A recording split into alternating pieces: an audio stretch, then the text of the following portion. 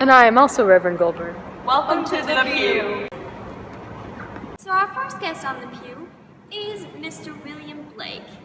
So William, how are you today? I'm just peachy. So tell us about your famous painting, Ancient of Days. Well, you see, many people here misinterpret it. It's actually a painting depicting the god of science, the false god of Newton. It portrays the cosmic machine, the killer of life and joy. It's supposed to interpret that God is the great mathematician, constantly dissecting and calculating to place things in their correct order. Thank you, William. You're welcome. Now we have Renee Descartes. Renee, how are you? I am. Alrighty. Now, can you tell us what your view of God is? Well, God set the world in motion many years ago and just kind of left it there. What about your view of humans? Humans have a separate mind and body. The body can't think on its own. The animals don't have a mind, they just have a brain. Good to know. Thank you. And now we have with us Frederick Schleiermacher. May I call you Frederick? It's Friedrich. Okay.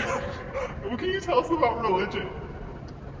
Well, religion is the sensibility and taste for the infinite. It's about feeling and intuition, not about math and numbers and all that hard stuff. That's a good one. So Skywalker, what? I can't remember the question. What do you think about the world? Well, every little thing is part of one big thing. People and gods fit together with nature and everything else to make up the universe. Different people might have different ideas about the universe, but they all come together to make one whole.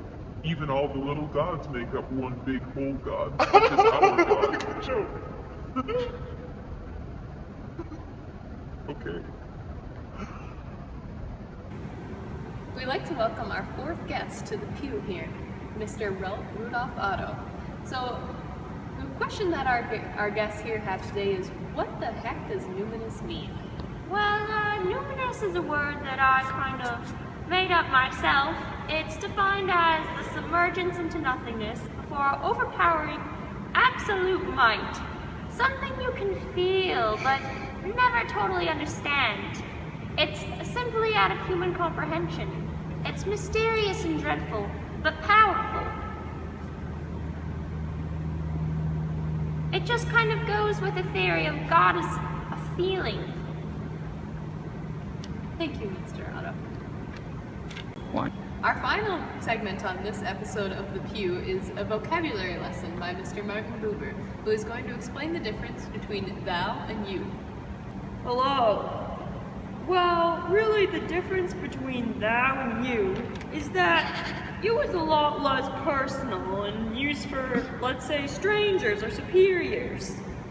And thou is reserved for family and friends. And God, you know, if you are close with God. So refer to God as thou if you want to show a personal relationship.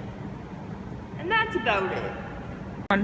In the same way, I and it kind of corresponds with you. If you use I and it towards a thing, or God, it's kind of holding ourselves against that thing. Once again, we are Reverend Goldberg, and thank you for watching The Pew. And on next week, we'll be hosting Pope Francis and the Devil. Tune in for one heated debate.